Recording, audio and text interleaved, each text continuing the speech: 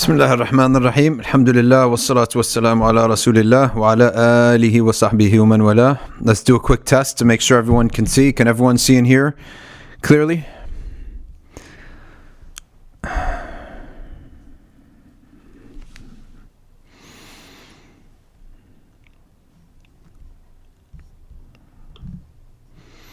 Everyone good? All right, good. So let's get to our topic today, and our topic is fasting, and this is a little bit of a Ramadan prep type of thing.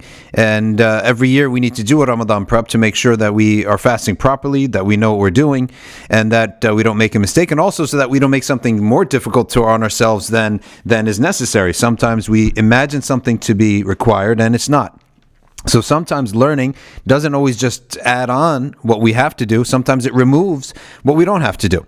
All right, so let's start from the top. And we're going to go in a little bit in detail today, and we're going to get into the fiqh of it. The fiqh means, the word fiqh means understanding.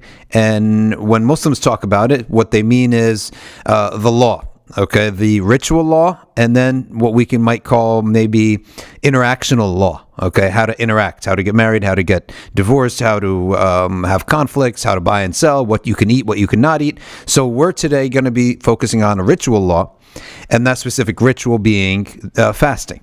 Okay, so the first thing is the meaning of fasting, and the meaning of fasting is to withhold from something. The Arabic word "sawm," sad, waw, mim, refers to withholding yourself from something. Okay, and in previous nations, one thing the Quran tells us is that every nation fasted. Every single nation that Allah Ta'ala, every prophet had some form of fasting, and all of them, their fasting was harder than our fast. So we know that the Hebrews, the Bani Israel, the Israelites, their fasting involved fasting from talking, that you couldn't talk.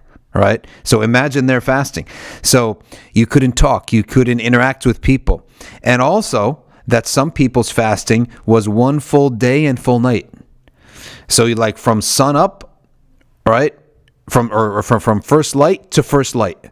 Whereas for us, we are allowed to talk, and we're allowed to break our fast at the end of the day, right? So we only fast in the daytime, not the nighttime as well. Furthermore, some nations used to not be allowed to cohabit, even at nighttime, right? Husband and wife. But in our deen, alhamdulillah, Allah Ta'ala has made it easy that we only have to fast during the daytime, and we can do everything as normal at nighttime. So that's the meaning of it. And the wisdom is to prove, first of all, it's a complete submission to Allah Ta'ala. That's the wisdom of it. You're completely submitting to Allah and not doing what you need to live, right? Which is eating and drinking. If you can do this, one of the wisdoms is you've proven that you cannot do anything. Okay? So if you could fast for 30 days and not eat and drink, and these are the two most important things in the world for a human being.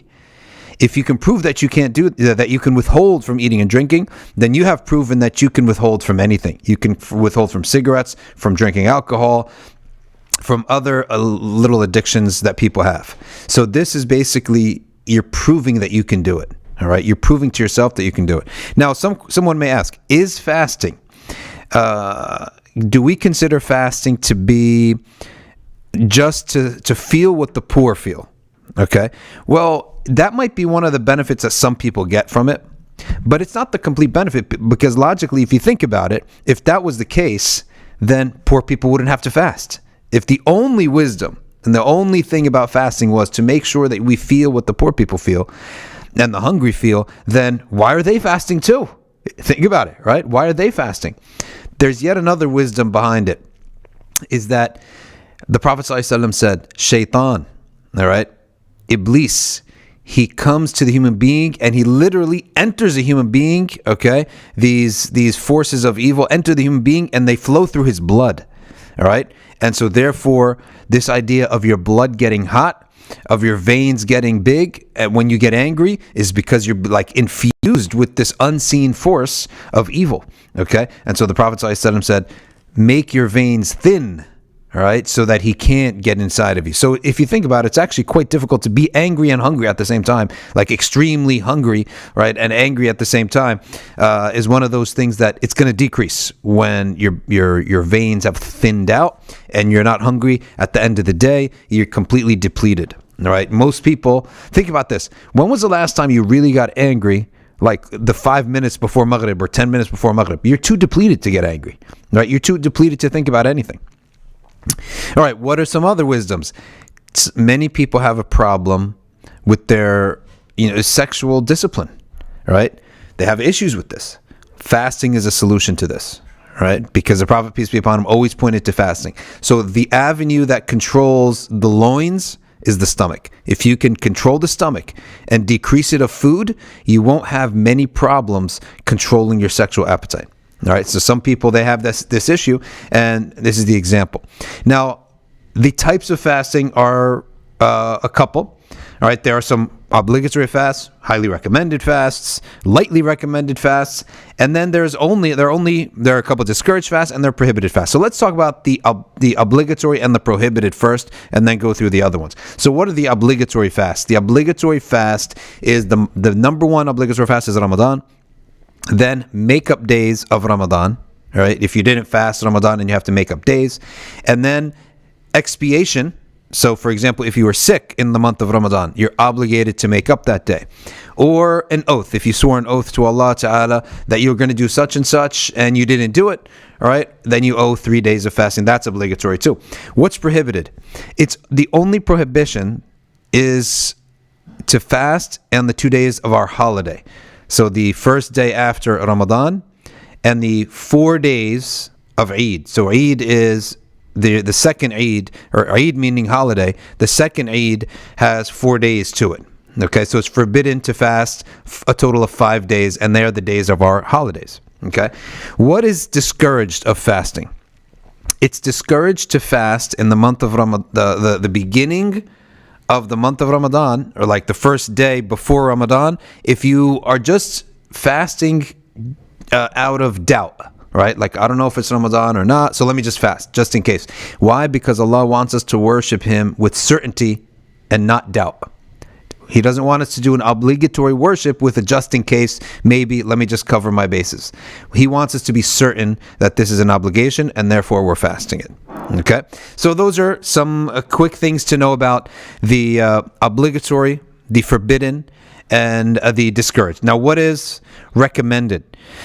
Recommended is the 9th day of the Islamic month of Dhul Hijjah, is when everyone is in pilgrimage in Mecca, at the mountain called the Mount of Arafah. So we call this the day of Arafah. We consider it the greatest day of the year, and it's the 9th of Dhul Hijjah, and it's highly recommended for people to fast on that day. Another light recommendation is to fast the 10th of Ashura, all right? Ashura, the 10th of Muharram, the day is called Ashura, and it's the day that Allah saved Moses, and the Red Sea split. Okay, it's the 10th of Muharram.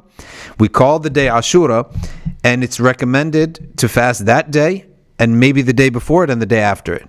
Right? Why? Because the Jews used to fast that day, and the Prophet ﷺ wanted us to be different from them. So he said, don't just fast the 10th of Muharram, but fast the day before and the day after, or the day after, one of the two. Okay. Now, what else is lightly recommended? It's lightly recommended to fast on Mondays and Thursdays. Right, so those days are recommended. It's also lightly recommended. Let's say I can't fast twice a week. Well, what do? Then Monday.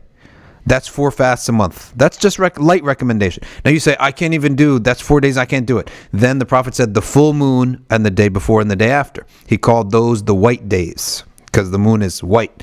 All right, so these are all recommended days of fasting. Okay, so now let's go to our preconditions of the Ramadan fast. There are only 3 preconditions to fasting the month of Ramadan, which is that you need to be physically mature. This is called bulugh. You need to be physically capable of fasting, which means you reach puberty. Okay? Physically mature. You should have qudra. Qudra means physical ability, which means you're not sick. If anyone has a severe sickness like diabetes, anything that's severe that would disallow them from fasting, okay, that type of person does not have to fast at all. Okay, that if it would disallow you from fasting, you don't have to fast. So anyone with any debilitating illness is the obligation is lifted upon them or from them. Thirdly is something called hudur, which means being physically present. All right, if you're physically present, then you have to fast. But if you're travel and you go away somewhere, then you don't have to fast. Okay, when you travel, you don't have to fast. Now, we're going to get to traveling and fasting, but you have to make up the day later on.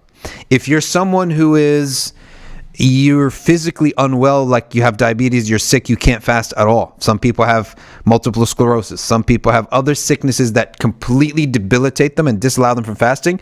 They will do something called paying fidya.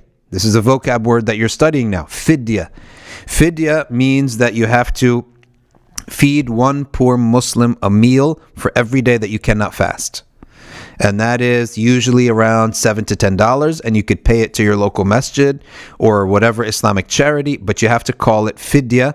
Why? Because it's going to go to a poor Muslim, as opposed to like the electricity bill or something like that, right? So they have to know that this donation is fidya, right? So again, that's for the person who cannot permanently ever fast, okay? All right.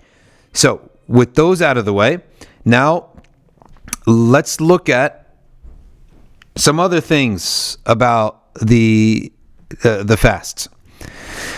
When does the month of Ramadan come in?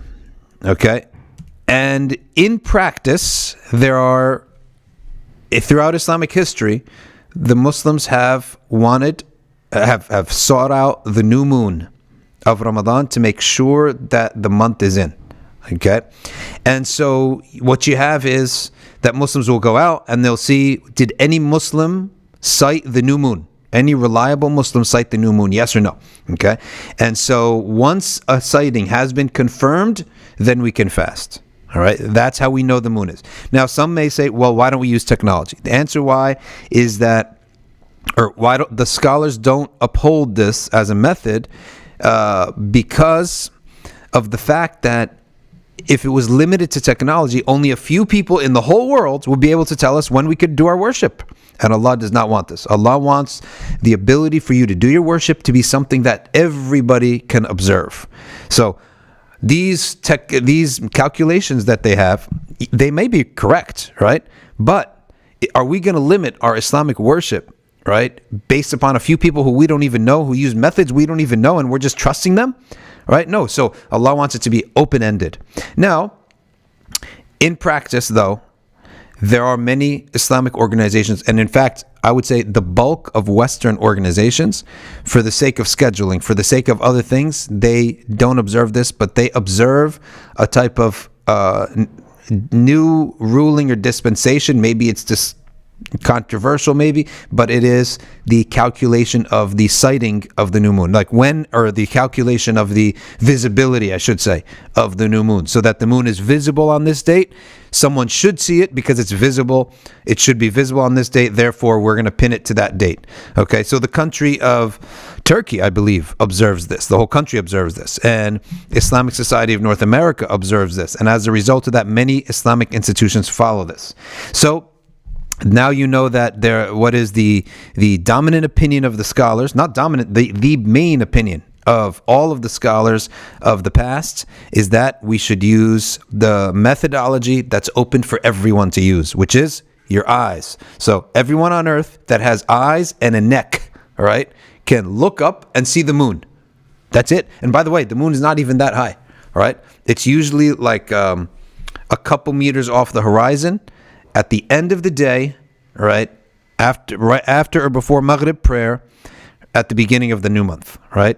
And we're coming upon this in 10 days. So I recommend to you, if you see people having a debate online, is Ramadan in or not? Is it calculations or is it visibility? I would recommend to you, don't get involved in any of these. You're going to find the trustworthy Muslims that you observe, your local community, all right? And if you follow them, you're free from any guilt or blame, Okay, and my own teacher, Rami Nasur, this is what he recommends to people, because you don't want to ruin your Ramadan worrying about a drama of, are we fighting this in the new moon? Are we following a calculation? What are we doing? Blah, blah, blah. So don't go there.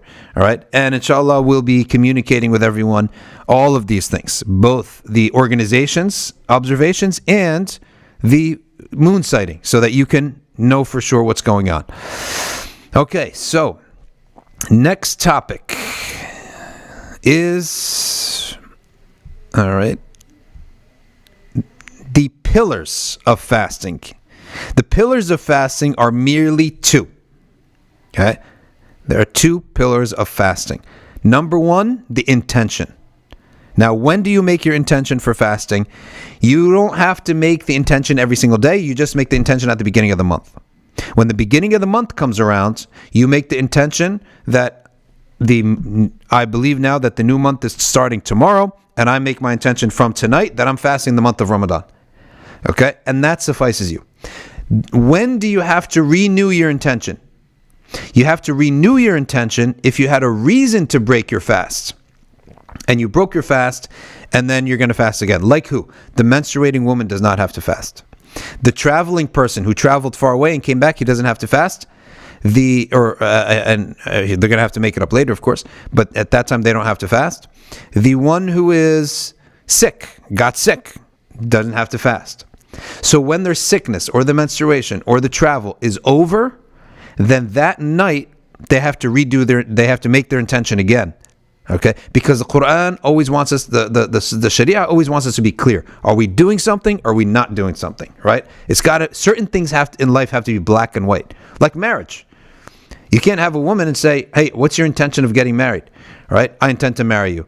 You don't need to ask her again. All right? You don't need to ask her again. If every day you have to ask, hey, do you still intend to marry me? You're going to go crazy. So likewise, certain things have to be black and white, right? It's either yes or no. So fasting is one of these. It's either yes or no, okay? Just like prayer.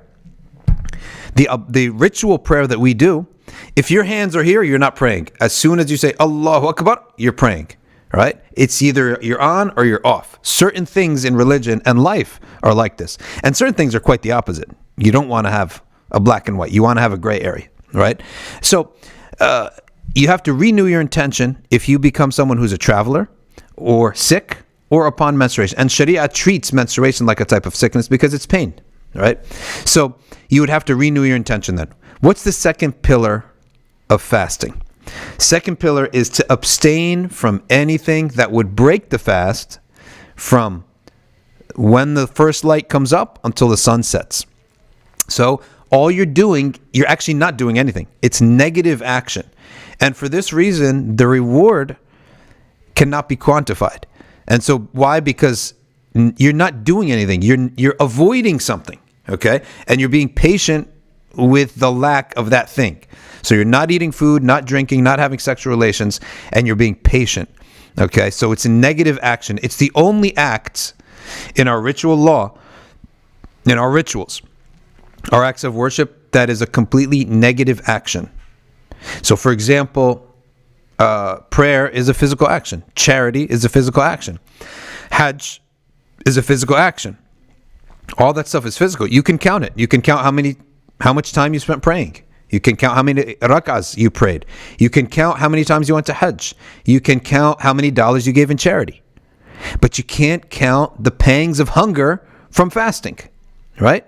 So as a result, Allah said about it, fasting is for me, and I will reward for it from myself. In other words, there's no number to the reward of fasting. That's how blessed fasting is. Okay, so that's the intention, and that's the intention behind the fasting, and that is the idea of what you have to do is just not do something. All right, so those are the two pillars: intention and abstinence.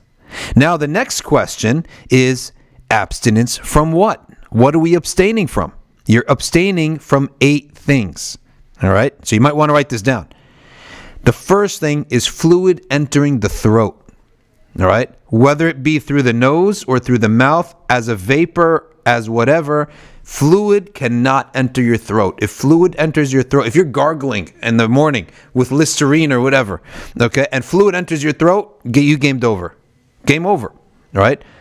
You shall not make sure any fluid enters your throat, okay?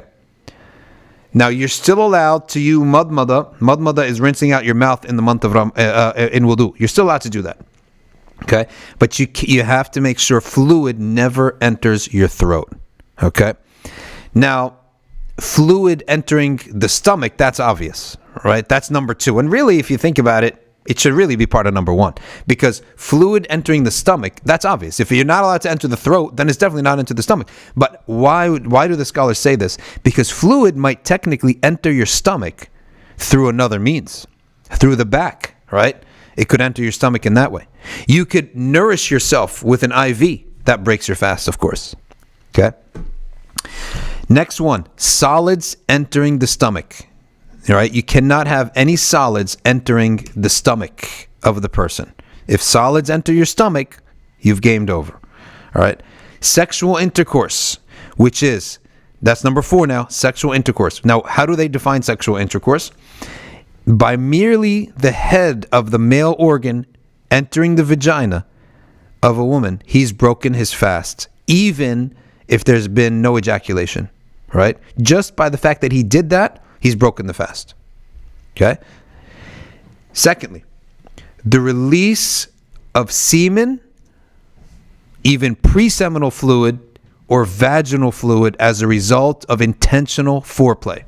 All right? So you intentionally were engaging in foreplay, and pre-seminal fluid came out of the man, or vaginal fluid came out of a woman, right? Therefore, that fast is broken. Okay? Number 6, intentional vomiting breaks your fast. Number 7, inhaling smoke of any kind breaks your fast. If you inhale smoke, boom, fast is broken. All right? Whether it's incense, we don't put it when we're fasting. All right? However, if it occurred unknowingly or unavoidably, then it's you're innocent, right? It's forgivable, right? So, for example, what is something that's unavoidable? Let's say you're walking, and somehow you have to walk through some cooking, and accidentally you inhaled it, and it gets into your throat. Unavoidable. It's really this. Also, you could stick it with number 1, and also number 8. You can also stick it into number 1. Mouth cleaning agents that you use that get into, all right, your throat. Okay, they get past the nostrils and into the beginning of. We said this is pretty much the same thing, but it did added. If it's accidental, right, pure real accident, then all you have to do is make up one day. Right, but if you were sloppy, right, and you knew this was possible and it happened, then you have to owe what's called kafara. Then it's deemed an intentional break of the fast. Okay. All right, let's now move. Before we get to the question and answer, what is permissible when fasting? It's permissible to use a toothstick. It's permissible to rinse out your mouth just because it smells bad or whatever. Okay, it's permissible. It's permissible to wake up on a state of janaba. So let's say husband and wife, they cohabited, okay? And then Fajr came in, and then they had to eat first. They ate suhoor, then they cohabited, right? And then Fajr comes in. It's okay. You don't have to be on a state of purification to fast, all right? You can be in a state of janaba and fast. Nothing wrong with that, okay? Breaking the fast. When can you break the fast? For travelers, sickness, pregnancy, breastfeeding, or old age, okay? All those can break the fast. However, the one in old age would never fast again. They pay fidya. Everyone else has to make up their fasts later on. All right, let's look at what's recommended in fasting. Extra vigilance to avoid prohibitions. It doesn't make any sense to be fasting and then engaging in prohibitions while you're fasting. The Prophet then said, such a person has benefited nothing except for hunger and thirst. In other words, you get no reward for that fast. Yes, you didn't break your fast. You didn't ignore God's commands, but you also don't get any reward. Okay? Another one, extra effort in worship in the day and in the night. And we're going to talk about that, but just to give you a brief summary, in the daytime, you should recite some Quran every single day. And in the nighttime, you should pray Taraweeh, which we will explain in a second. But just worry about those two things. Another sunnah is something called suhoor, which you all know about, which is before Fajr that you eat food, right? You eat some food. You have some food and drink. And if you're a caffeine addict, have your caffeine at suhoor, right? And some people will tell you, well, this is a great month to break our coffee addiction.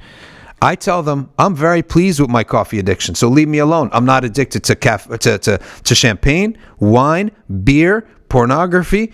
I'm not addicted to cigarettes. I don't do marijuana. I've avoided all these. Let me enjoy my halal addiction all I want, okay? Leave me alone with my tea and coffee or whatever. This is halal for me. I've already avoided all these things. So if you're one of us and you perfectly enjoy having your caffeine every day, have it in suhoor because it'll help you not have a headache at nighttime, in the daytime. And then have another one right when you break your fast. All right. If you're one of those others who are going to give us preach us a message after, mashallah, all the Muslims have done avoiding alcohol. You know how hard it is to avoid alcohol? Why do we take it so lightly? Yeah, it's easy for a born Muslim kid, but how do you know he's going to continue it? It's not easy. All right. It's an achievement to be an alcohol-free household and an alcohol-free person, tobacco-free, marijuana-free, all these things free. You're going to now get on our backs, right? For the one halal thing that Allah made halal for us, right? Leave us alone. Next topic. Breaking your fasts as soon as Maghrib comes in, okay?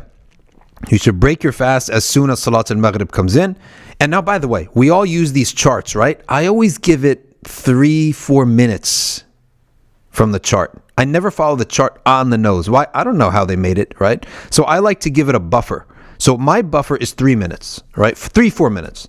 So I don't look at my app with my food in my hand, right? Like some people do. They look at the app with their food in their hand, and as soon as it goes off, boom. I don't do that. Why? Because how do I know how these apps are made? Maybe there's like a percent error, right?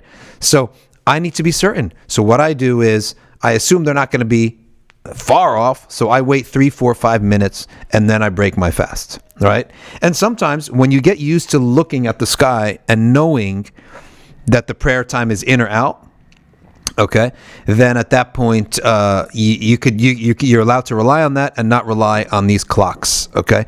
But you can use the calendar, but just give it a buffer, right? And likewise before Fajr, give it a buffer, 3-4 minutes. So if the prayer time says that 4:42, I'm not going to eat until 4:41. I'm going to observe another sunnah which is called imsak.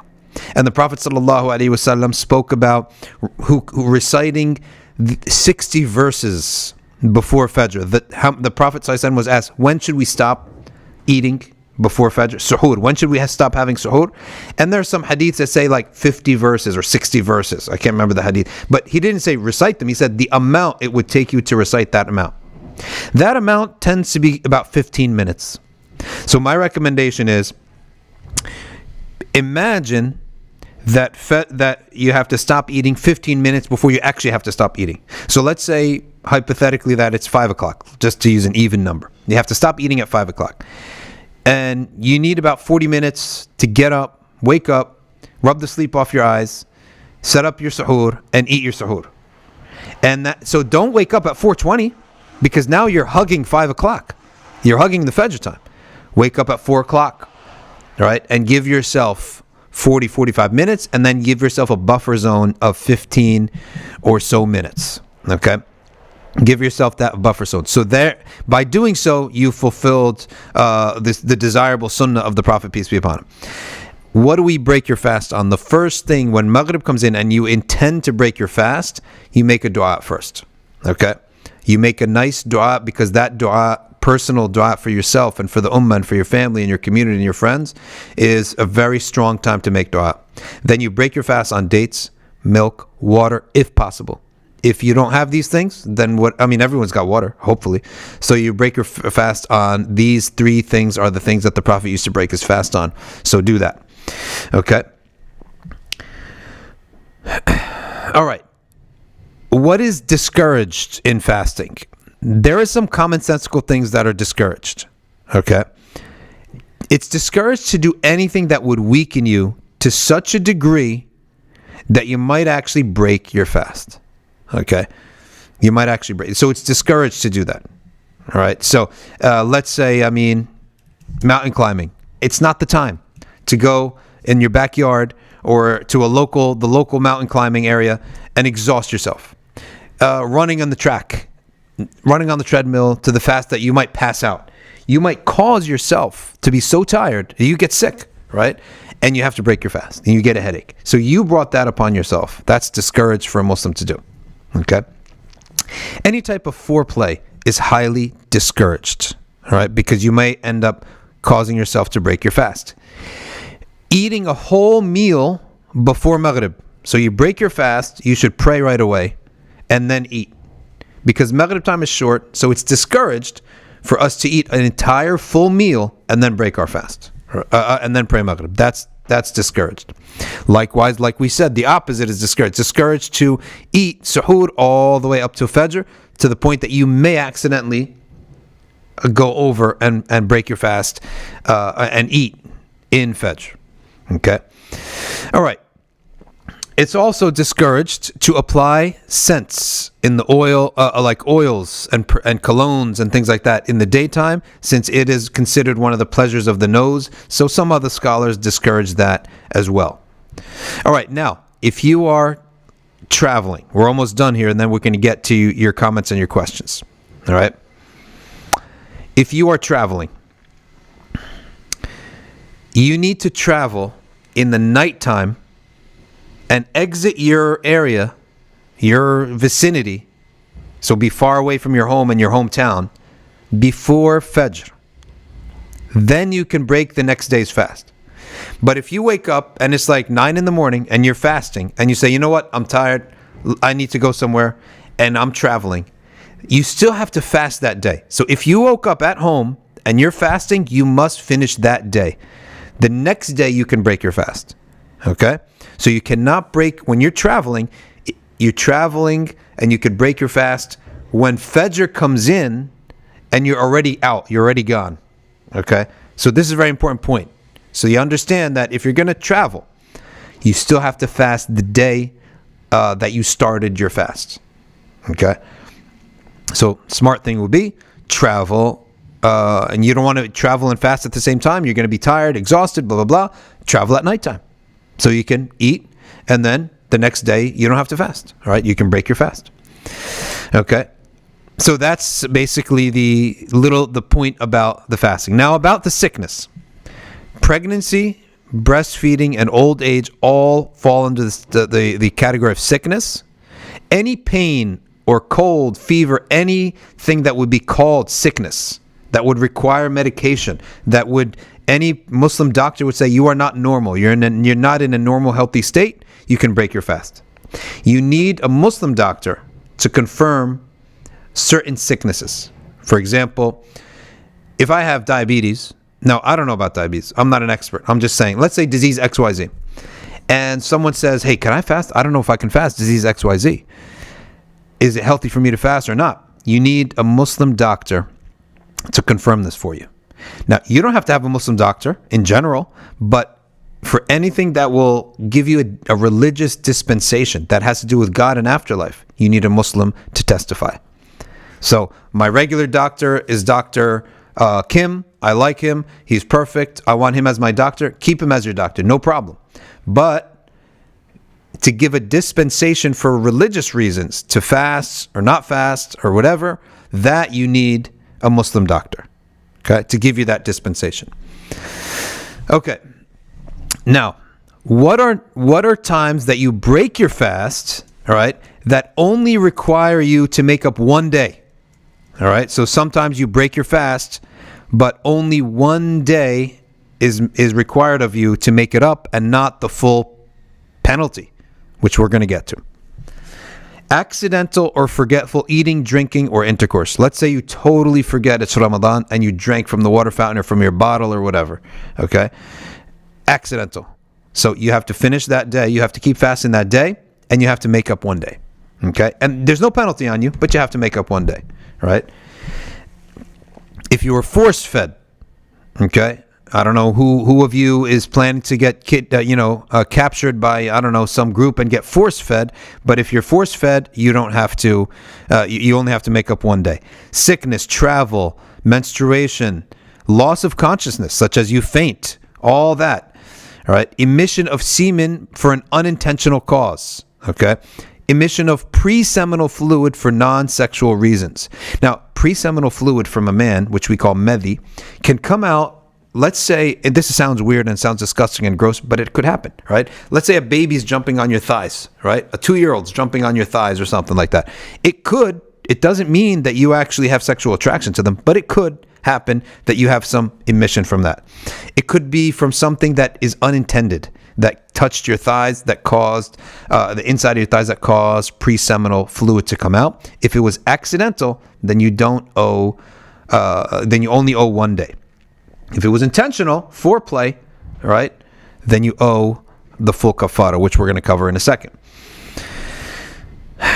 If a fluid, all right, accidentally drops into your throat, but you were able to spit it out, you only owe one day. Okay. If you accidentally messed up the time for suhoor, for fajr, let's say you download the clock and you're looking and you're following the clock, but you accidentally followed the Gregorian versus the Hijri date. Have you ever noticed these clocks, these calendars? They'll give you like the day of the week, Monday, Tuesday, Wednesday, Thursday, and then it'll give you the Hijri date, and then it'll give you like March, April, May, and you confuse the two.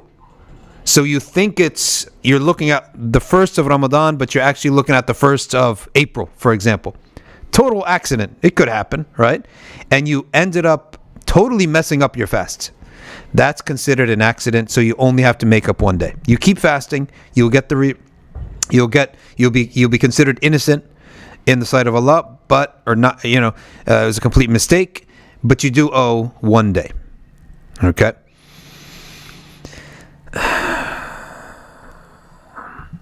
All right, let's take a look at what requires you what's called kafara. All right, kafara. Kafara is the penalty for intentionally breaking your fast. And that is, you have the choice of two things. And pretty much you're going to end up doing one thing. The first thing you can do is fast 60 straight days. Right? Now we know that you're not going to do that because you couldn't even fast one day. You couldn't even fast 30 days. You broke your fast intentionally, right? So we're all weak. And that's very hard, but if you can fast 60 straight days with no breaks to make up for one intentionally broken fast, okay? So you cannot intentionally break a Ramadan fast. The penalty is that bad. Or you have another option. You can feed 60 poor Muslims with one meal of food. And that might cost you a pretty penny, right? But it's probably more doable than fasting 60 straight days. Okay. Now, what is it that requires this penalty? Intentionally breaking the fast, simply by having the intention that, you know what, I'm not fasting anymore. That by itself it requires you to do a kafara. Number 2, intentionally eating, drinking, or having sexual intercourse or pleasure that releases semen or pre-seminal fluid for a man. Okay. Number 3, intentionally swallowing moisture or flavored, like being sloppy to the point that you know that you're not supposed to get fluid here, but you're like gargling Listerine and you're being sloppy about it, and fluid got into your throat, right? You know that you're not supposed to do this. You owe kafara. And then lastly, far off interpretations that are baseless, right? Like, what's a far off interpretation? So, everyone says the month of Ramadan starts tomorrow, right?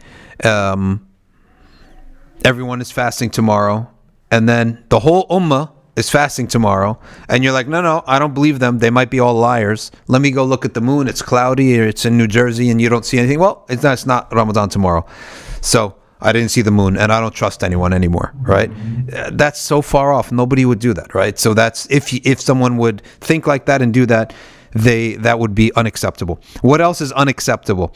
A woman says, you know what? I usually get my menstruation around this time, so to heck with it. I'm not even going to fast. And then she doesn't, right? She doesn't get her menstruation on that day. So at that point, she owes that. That's considered a not a good reason to break your fast. A couple other things. Taraweeh. Taraweeh is so important. So what is Taraweeh? Taraweeh is extra prayers that a Muslim prays at nighttime after Isha. And the Prophet ﷺ promised the one who prays Taraweeh that they will be forgiven of their sins.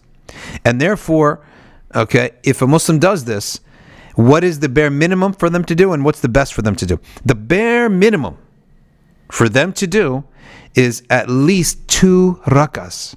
At least 2 rakas. All right? That's it. After Isha. Out loud. What do they have to recite? Anything from the Quran. But what is ideal is 20 in the mosque or 8 at home. We're all going to be praying at home these days because of the coronavirus. And so you can simply pray 8 rakas, 2 and salam out, 2 and salam out, 2 and salam out, 2 and salam out. If you want, you can hold the Quran in your hands. Okay? You can hold the Quran in your hands. All right? And if you can't even do that, you can just recite whatever you can of small surahs. All right? So that's Taraweeh. Lastly, Salat al-Eid. Salat al-Eid may not be prayed in the mosque this year, and therefore you can pray Eid in your home. And when do you pray Eid in your home? After the sun has risen fully, all the way up to Dhuhr. Anytime in between, you can pray Eid. You can pray Eid together with your family, or you can pray it by yourself. And there will be no khutbah, no speech, just Eid prayer. And I checked with my teacher, Sheikh Rami Nasur, and he also confirmed that Salat al-Eid can be prayed by yourself at home or with your family, and it doesn't have to be publicly in the mosque. So if we don't pray Eid, you can pray it by yourself. There's one more last thing that you have to do, and that is you have to give something called zakat al-fitr and we're all probably going to do it over the internet today, this year, which is that it's for every person in your household that you're responsible for, all right, you have to pay the amount that would feed one poor Muslim food. So usually it's $10 per person per household, all right, and who's responsible for it? The head of the household. Okay. All right. So that's our Ramadan prep. And you know what? I might end up doing this Ramadan prep again for the community update today. All right. Today. So I might just repeat this lecture again today. So in case you want to know, I don't want anyone to be like, oh, talking about the community update again. So, or talking about Ramadan again. I might just do this again just for the sake of it, because there's a different audience. So let's go now about converts. If you're in your first year of being a Muslim, you're obligated to fast, but many scholars have said, and many people of in the field of dawah have said, that the Prophet, peace be upon him, made obligations slowly over time. And therefore, if you don't even know how to, because the Prophet, peace be upon him, said, tell them about La ilaha illallah Muhammad Rasulullah. If they accept it, tell them about Salah. If they accept it, tell them about Zakah. And so therefore, it's the concept of going in gradation. And so one of my teachers in London, Sheikh Babakr Sudani, he said that we tell a Muslim for the first year to worry about prayer and not worry about anything else besides praying. And then in his second year in Islam, then fasting. Okay? So, but you would still make up later on. You would make up the year of fasting that you missed. All right, so that's something that people could use. All right, let's go to the live chat. Ilyas Lahos, assalamu alaikum. By the way, Ilyas Lahos will be hosting some little some halaqats. All right, Alicia will give you the details, but he will be hosting halaqa. All right, for new Muslims throughout the month of Ramadan. All right. And as long as we're away, so inshallah, Alicia will give you the details about that. All right. Assalamu alaikum, everyone. I hope you're well, enjoying the sun on the inside. Yep. Laila Marmur, assalamu alaikum. Giano, alaikum salam. Dapper Poco, alaikum salam. Eugene Callahan, alaikum salam. All right, Alicia Segal says, a daily hadith, Abu Hurairah reported the Messenger sallallahu alaihi wasallam said, the acts most pleasing to Allah are those which are consistent even if they are small. Okay, consistent even if small. All right, let's see if there are any questions. There are a lot of people giving salam, which is good.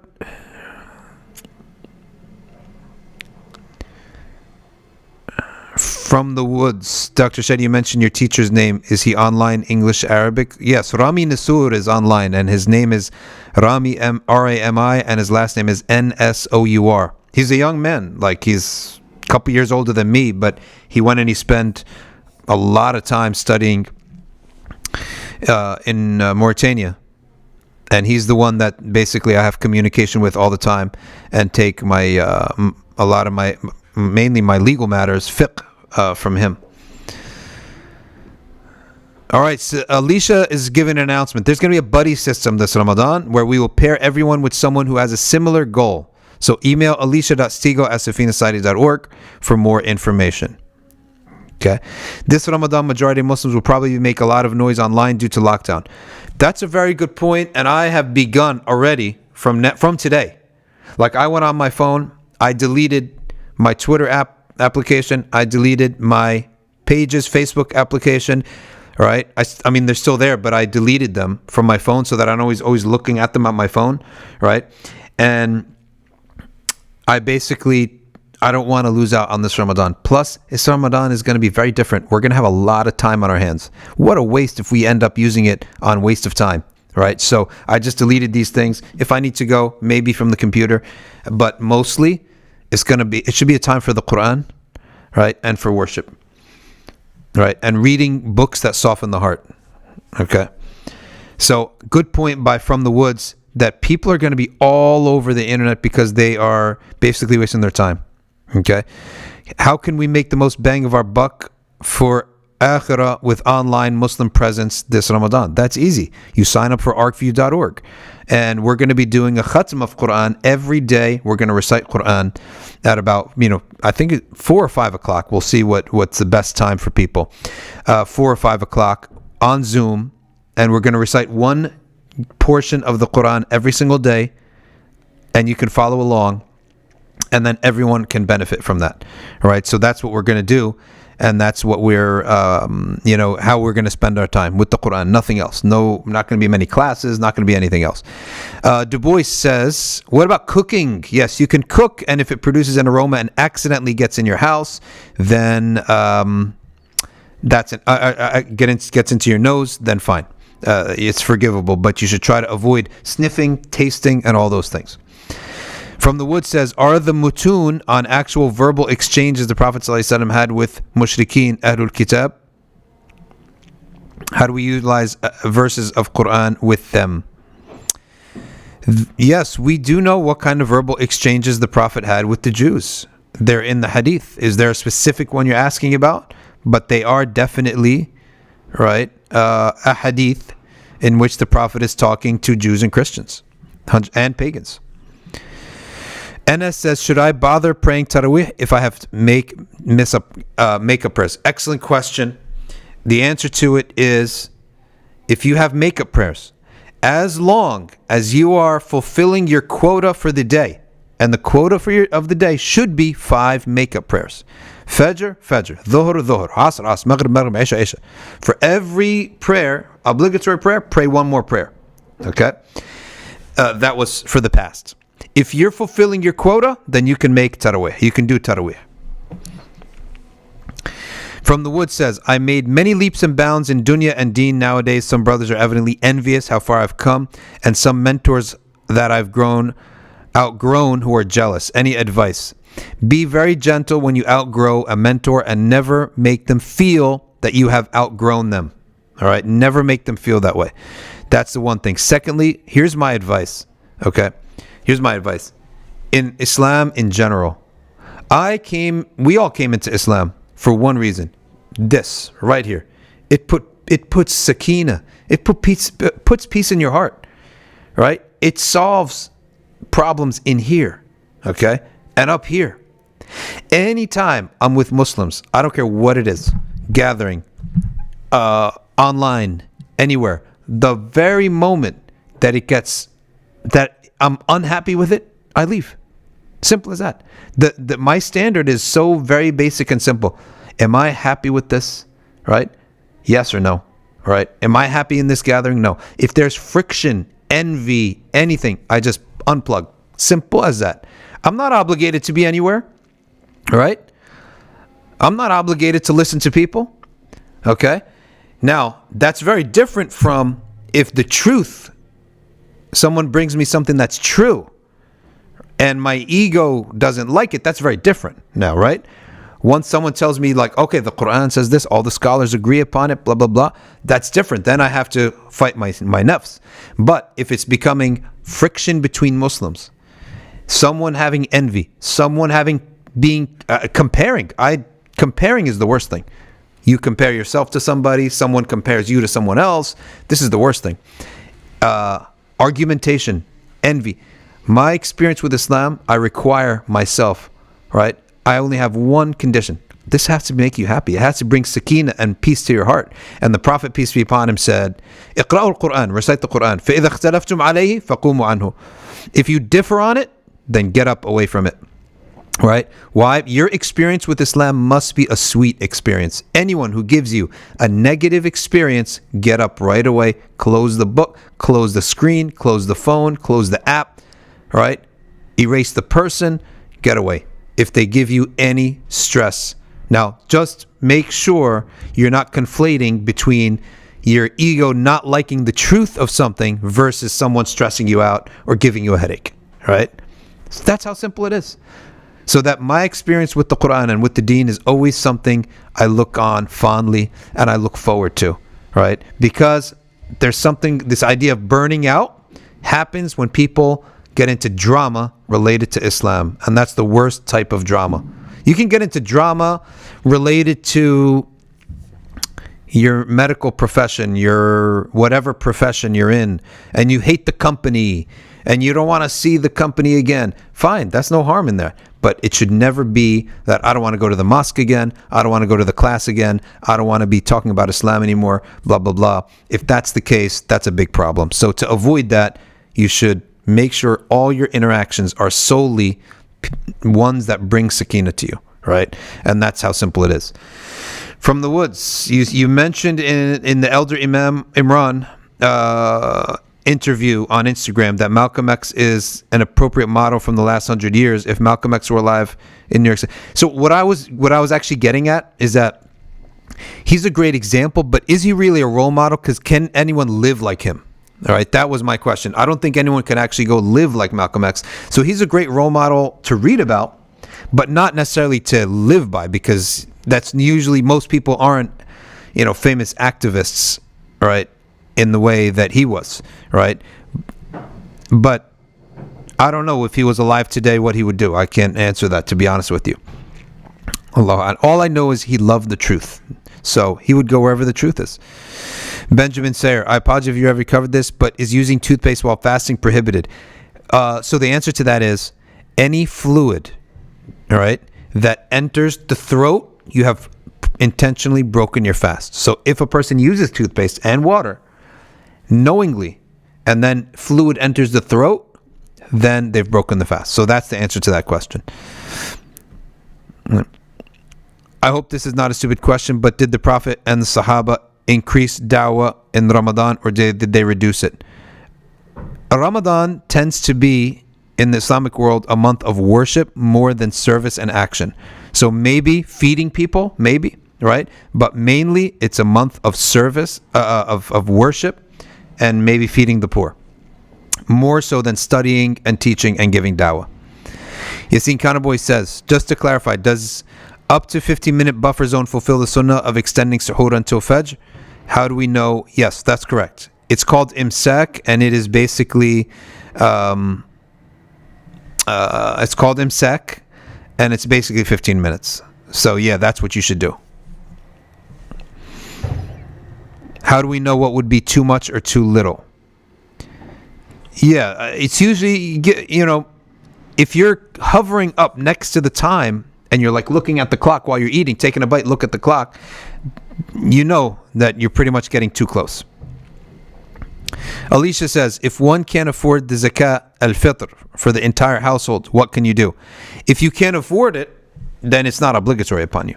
You should receive it, actually, right? If you can't afford it, you may be eligible to receive zakat al-fitr. And if you need to receive zakat al-fitr, then apply to the masjid and then you'll get zakat al-fitr. Uzair Munshi says, what is the ruling for Maliki madhab on woman who is nursing a 2-month-old? If she's nursing and she needs the nourishment for milk, she breaks her fast. She does not fast, but she does make up her days later. Nafis Hamid, don't you get thirsty after drinking coffee at suhoor?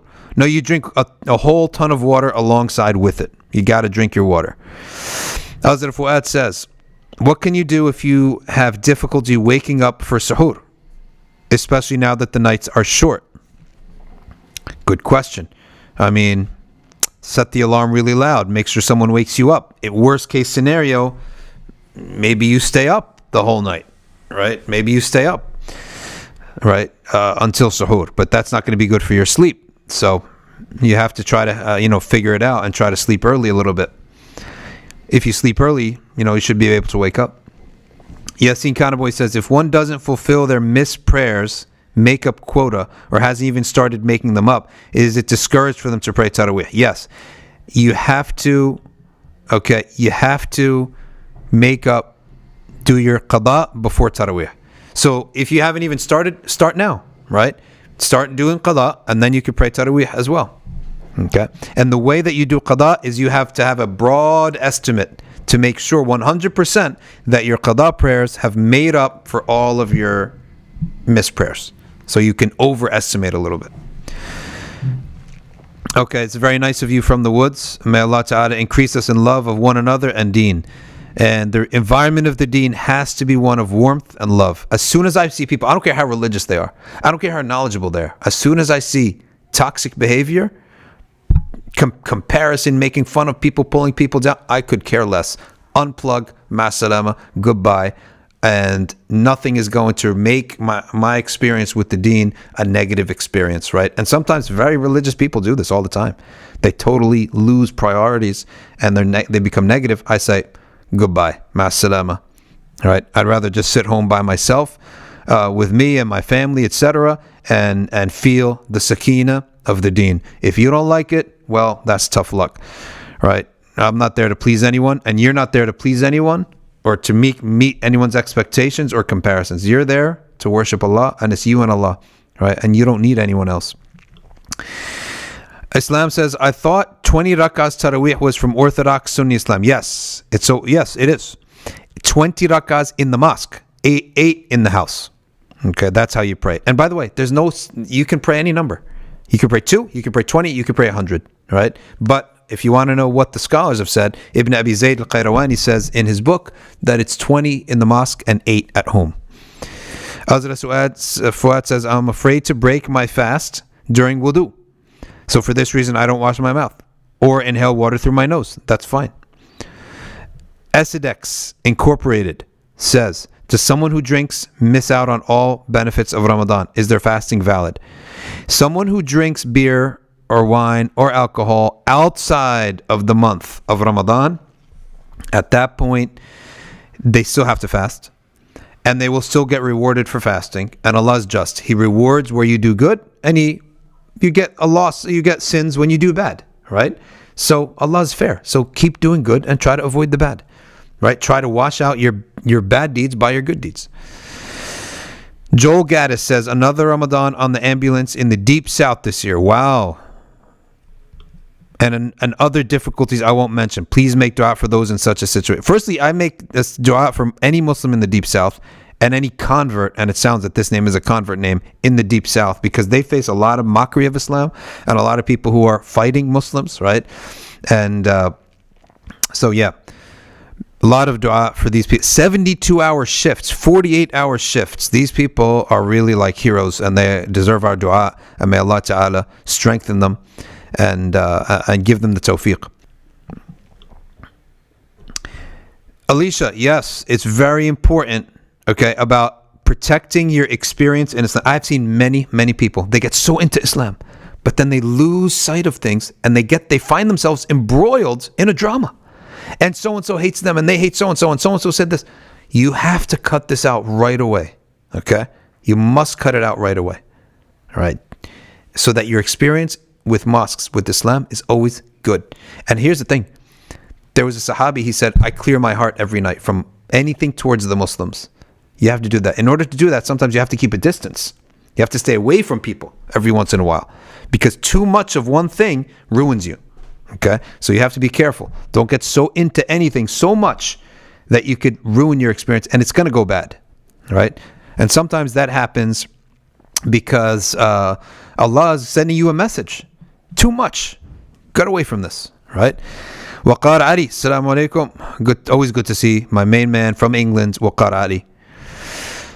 Muhammad Mubin, assalamu alaikum, is praying salah in the masjid. We're going to take two more because we got a break and we got to set up for community update for MBIC, and we're going to basically do the same topic again for community update. So if you still have questions, we're going to do the same thing for community update or Ramadan Prep.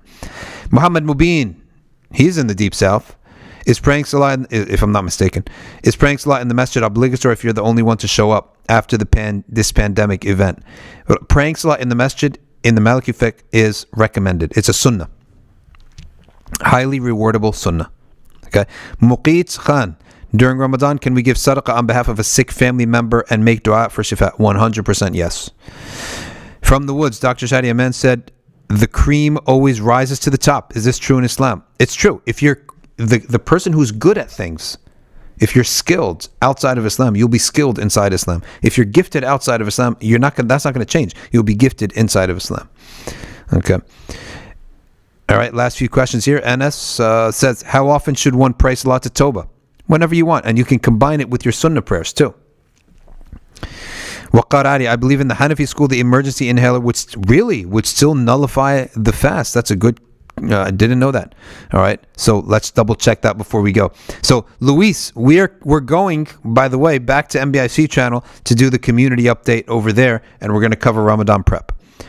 Can we have pizza every day for iftar? Is that okay? Well, you should have your date first, or your water and your milk, and then you can have as much pizza as you want. You might get sick from too much sugar. Can we listen to Quranic recitation passively while working at home? That's a tough question. I really don't know the answer to that, to be honest with you, because the Quran does require us to listen. So if you're capable of listening, then yes.